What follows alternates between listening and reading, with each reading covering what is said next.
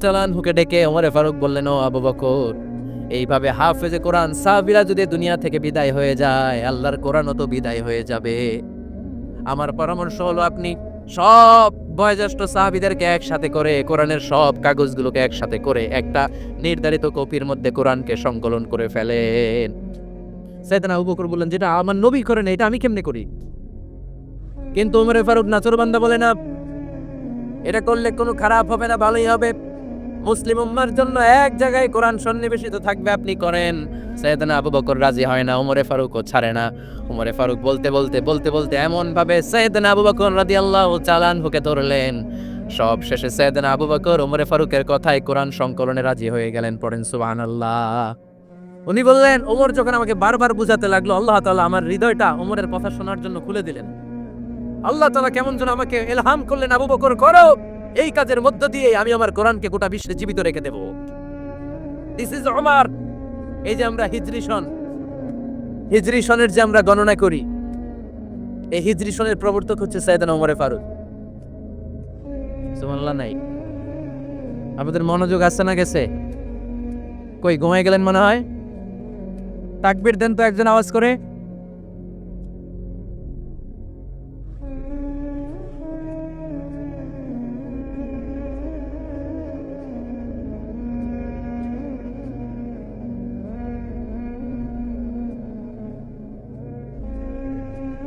মাশাআল্লাহ, মাশাআল্লাহ। বসেন, বসেন, এখনই শেষ করে দেব কিছু সময়ের মধ্যে। আমরা একসাথে বিদায় নেব ইনশাআল্লাহ। ওঠা বসা করবেন না, বসেন।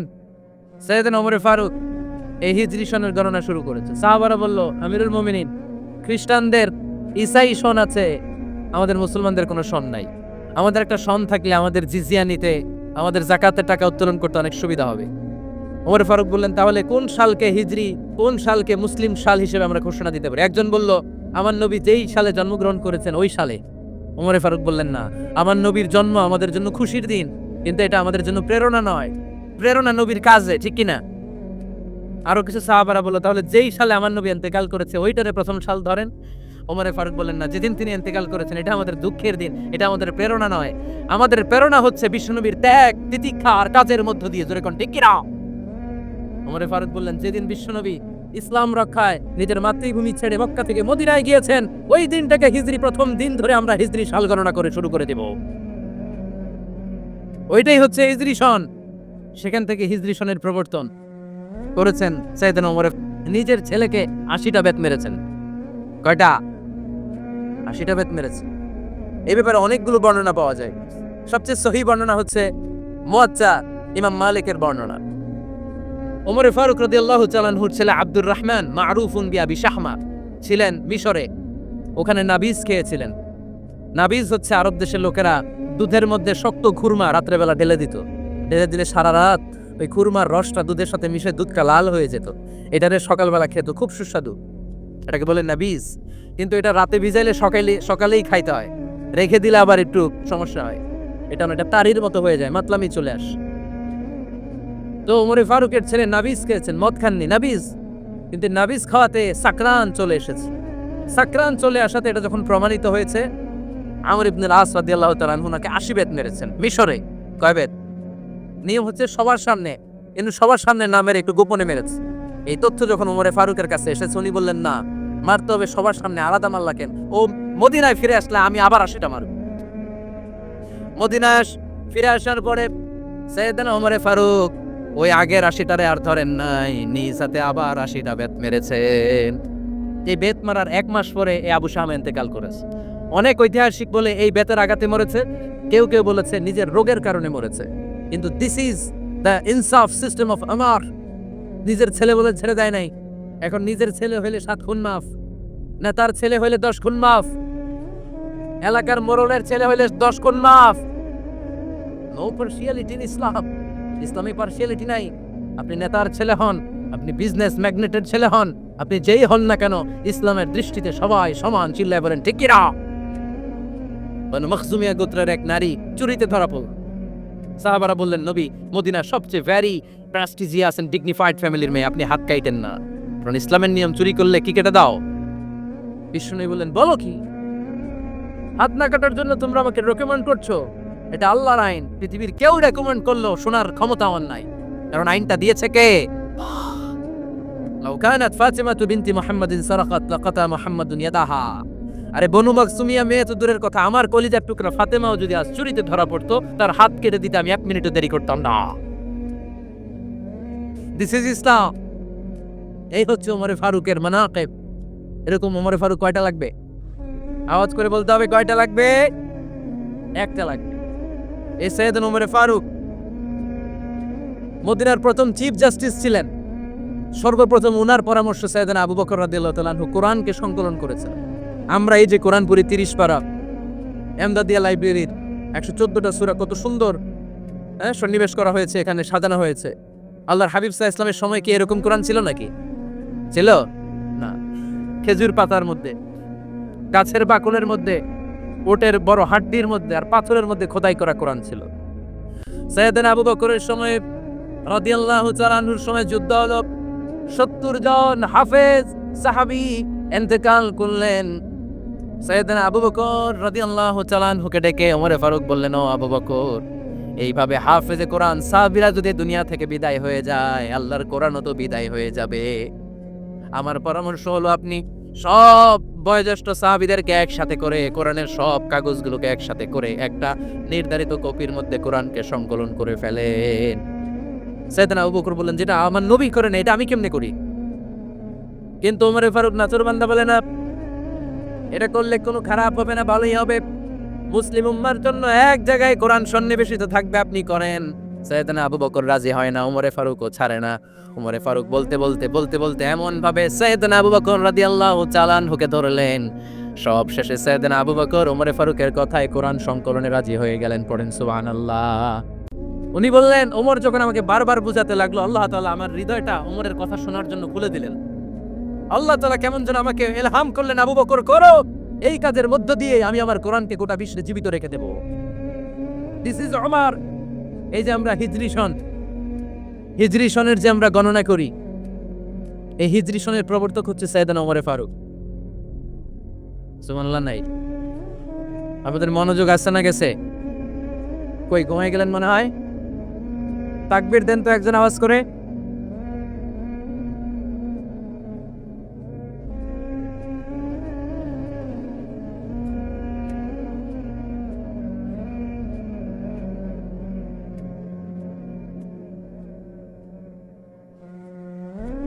মাশাআল্লাহ মাশাআল্লাহ। বসেন বসেন, এখনই শেষ করে দেব কিছু সময়ের মধ্যে। আমরা একসাথে বিদায় নেব ইনশাআল্লাহ। ওঠা বসা করবেন না, বসেন। সাইয়েদনা ওমরে ফারুক এই হিজরি সনের গণনা শুরু করেছে। সাহাবারা বলল, আমিরুল মুমিনিন, খ্রিস্টানদের ঈসাই সন আছে, আমাদের মুসলমানদের কোনো সন নাই। আমাদের একটা সন থাকলে আমাদের জিজিয়া নিতে, আমাদের যাকাতের টাকা উত্তোলন করতে অনেক সুবিধা হবে। ওমর ফারুক বললেন, তাহলে কোন সালকে হিজরি, কোন সালকে মুসলিম সাল হিসেবে আমরা ঘোষণা দিতে পারি? একজন বলল, আমার নবী যেই সালে জন্মগ্রহণ করেছেন ওই সালে। ওমর ফারুক বললেন, না, আমার নবীর জন্ম আমাদের জন্য খুশির দিন, কিন্তু এটা আমাদের জন্য প্রেরণা নয়। প্রেরণা নবীর কাজে, ঠিক কিনা? আরো কিছু সাহাবারা বলল, তাহলে যেই সালে আমার নবী ইন্তেকাল করেছে ওইটারে প্রথম সাল ধরেন। ওমর ফারুক বললেন, না, যেদিন তিনি ইন্তেকাল করেছেন এটা আমাদের দুঃখের দিন, এটা আমাদের প্রেরণা নয়। আমাদের প্রেরণা হচ্ছে বিশ্বনবীর ত্যাগ, তিতিক্ষা আর কাজের মধ্য দিয়ে। জোরে কোন ঠিক কিনা? ওমর ফারুক বললেন, যেদিন বিশ্বনবী ইসলাম রক্ষায় নিজের মাতৃভূমি ছেড়ে মক্কা থেকে মদিনায় গিয়েছেন, ওই দিনটাকে হিজরি প্রথম দিন ধরে আমরা হিজরি সাল গণনা করে শুরু করে দেব। ওইটাই হচ্ছে হিজরি সন। সেখান থেকে হিজরি সনের প্রবর্তন করেছেন সাইয়েদনা ওমর ফারুক রাদিয়াল্লাহু তাআলা আনহু।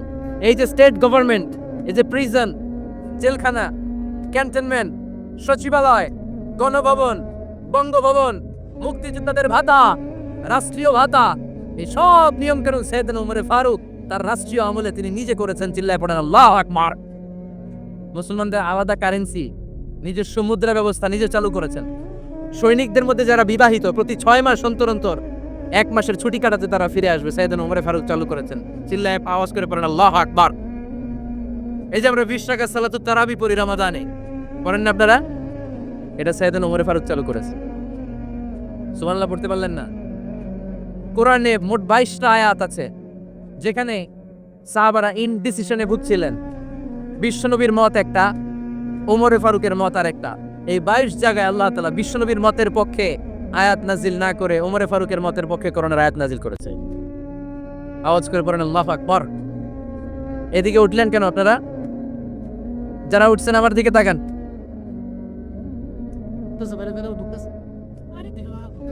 কিছু ভিতরে ঢুকতেছে, কিছু বাড়িতেছে না।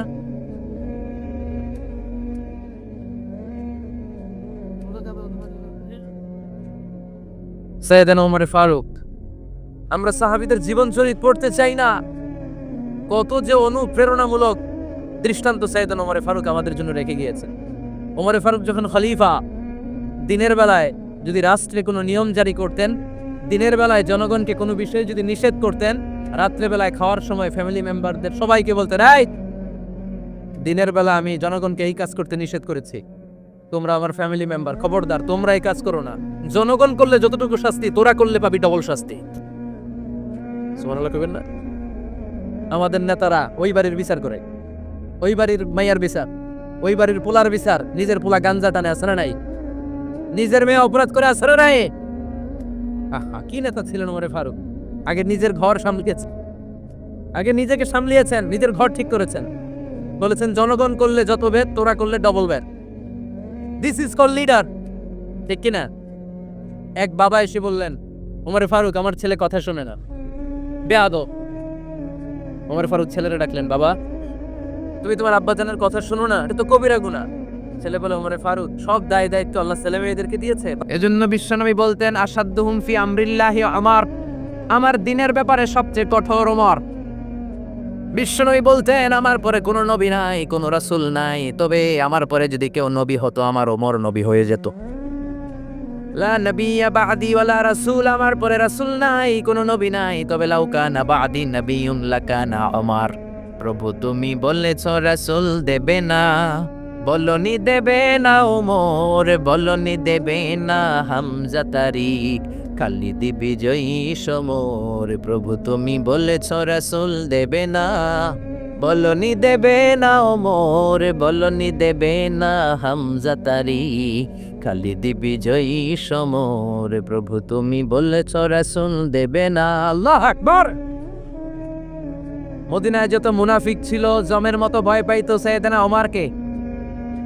শয়তানদের লিডার ইবলিসও ভয় পেত ওমরকে। বিশ্বনবী বলেন, ওয়াল্লাযী নাফসি বিয়াদিহি, ওমর ওই সত্তার কসম যেই সত্তার হাতে আমার আত্মা, মা লাকিয়াকা শাইতানু সালিকান ফাজ্জান ইল্লা সালাকা ফাজ্জান গায়রা ফাজ্জিক।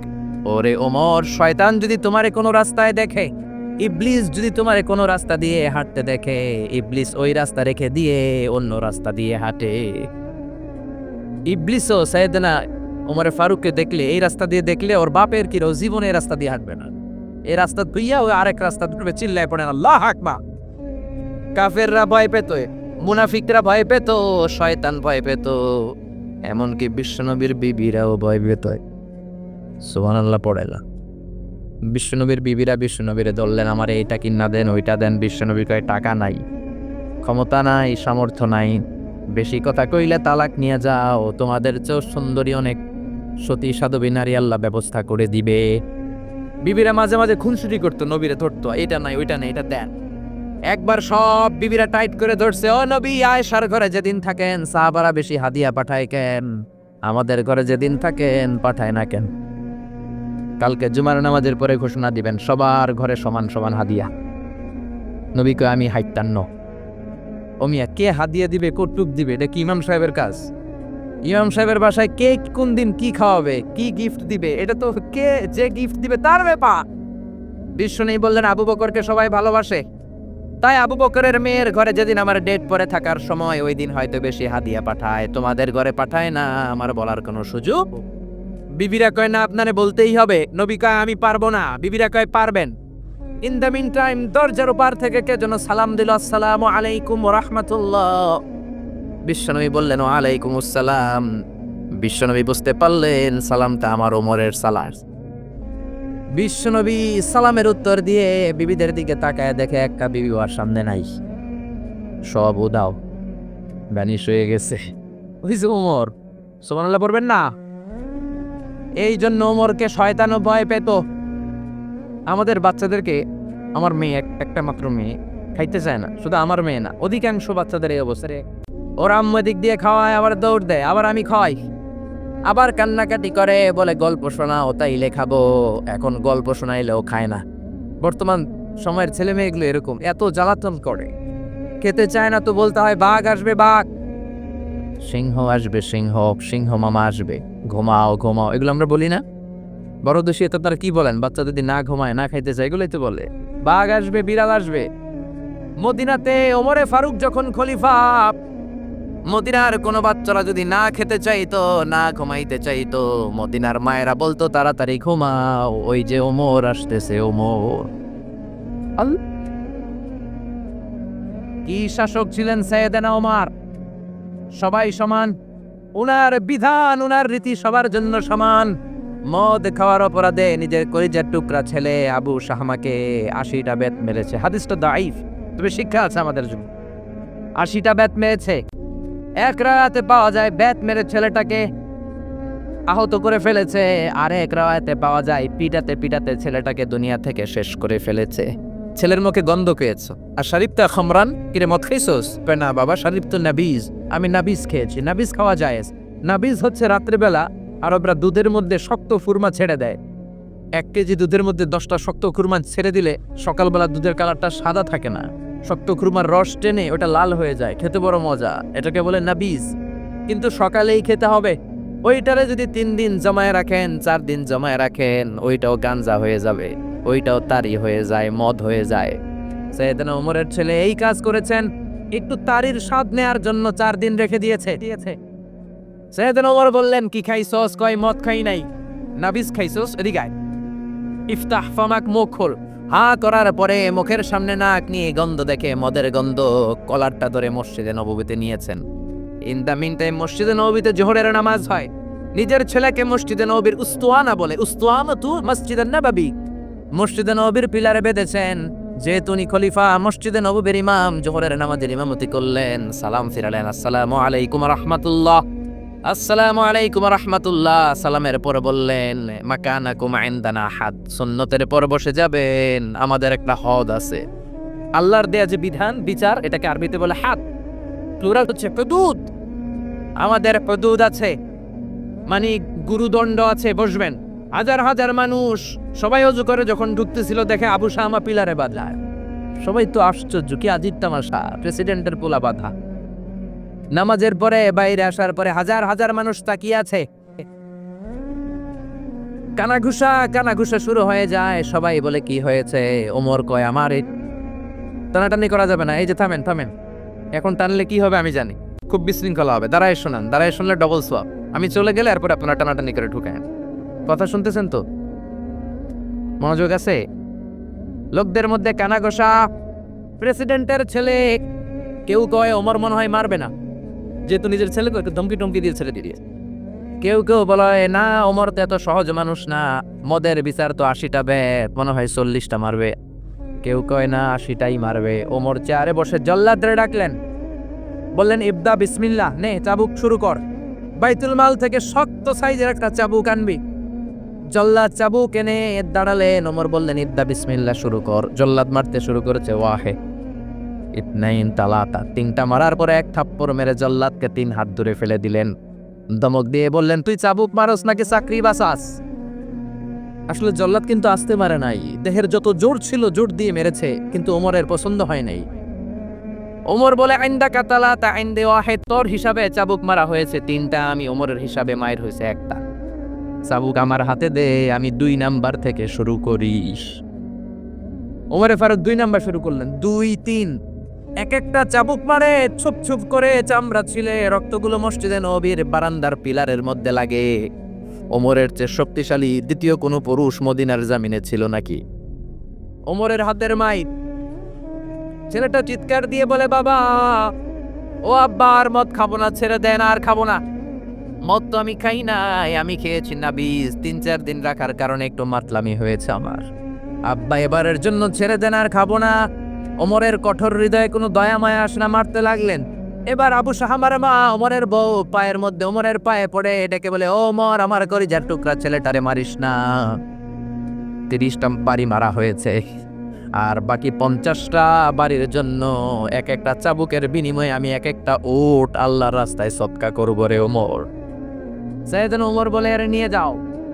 আবু শাহমার মা উট দিয়ে আল্লাহর জাইন চাবুকের বাড়ি থেকে একটা বাড়িও কমানো যাবে না, 80টা বাড়ি দেয়া পর্যন্ত পৃথিবীর কোন শক্তি আবু শাহমারে আমার হাত থেকে ছুটাতে পারবে না। আবু শাহমার মা কাঁদতে লাগলো। ওমরের মনে দয়া মায়া হয় না। 40টা বাড়ি মারার পরে ছেলে বেহুশ, 50টা মারার পরে আবু শাহমা দুনিয়া থেকে শেষ। সবাই নিস্তব্ধ নীরবতা, পিন ড্রপ সাইলেন্ট, পিন পতন নীরবতা। রাগে তখনও গড়গড় করছে ওমা। সাইয়েদনা ওমর বললেন, কুশল দে, জানাজা দে, কবর দে। কবর দেওয়ার পরে ওই কবরের উপর 51 নম্বর থেকে মারা শুরু করলেন। 52, 53, 60টা, 70টা, 80টা চাবুকের বাড়ি কবরের মধ্যে বিশাল বিশাল বড় বড় বাড়ি মেরে আঘাত করে আল্লাহরে ডেকে বললেন, আল্লাহ, আমার ছেলে হওয়ার কারণে, প্রেসিডেন্টের ছেলে হওয়ার কারণে আমি পার্সিয়ালিটি করি নাই, একটা চাবুকের বাড়িও কম দেই নাই। কিয়ামতের দিন তুমি আমারে জালিমদের কাতারে দাঁড় করাতে পারবা না। আল্লাহু আকবার। ওই ওমরের শাসন যদি দেশে থাকতো, দেশটারে মদিনা বানাইতো কে? এখন রিকশাওয়ালার পোলার জন্য এক নিয়ম, প্রধানমন্ত্রীর পোলার জন্য আরেক নিয়ম, কুলিওয়ালা ঠেলাওয়ালার জন্য এক নিয়ম, প্রেসিডেন্টের মেয়ের জন্য আরেক নিয়ম। জোরে বলেন ঠিক কিনা? সবার জন্য যদি এক নিয়ম হতো, চুরি করলে যদি হাত কাটা হতো, জিনা করলে যদি পাথর মেরে গর্দানটা উড়িয়ে দেয়া যেত, বাংলার জমিনে আর কোনো চোর আর জিনাখোর পাওয়া যেত না। চুরি করলে হাত কাটো কার আইন? তবে এটা কলা চোর, মুরগি চোর, ডাব চোর, আম চোর না। যেই চোরগুলো একটা কলমের সিগনেচারের খোঁচায় দেশের 1000 কোটি টাকা মেরে দেয়, ওই চোরদের হাত আগে কাটতে হবে। যেরকম টিকিরা এক কলমের খোঁচায় শেয়ার বাজার খাইয়া ফেলায়, হলমার্ক খাইয়া ফেলায়, দেশের টাকা সুইজারল্যান্ডে পাঠায়, ওই চোরগুলার হাত। জোরে বলেন ঠিক কিনা? এজন্য বিশ্বনবী বলতেন, আসাদ্দুম ফি আমরিল্লাহি ওমর। আল্লাহর দিন বাস্তবায়নে সবচেয়ে কঠোর সাহাবী ছিলেন ওমর। আবু বকর ছিলেন নরম, ওমরের মেজাজকে গরম বানাইছে কে? এই জন্য ইসলামের মধ্যে যেমনি সহনশীলতা আছে, আবার ইসলামের মধ্যে বিদ্রোহ আছে না নাই? অন্যায় দেখলে থামিয়ে দেওয়ার দরকার আছে রে।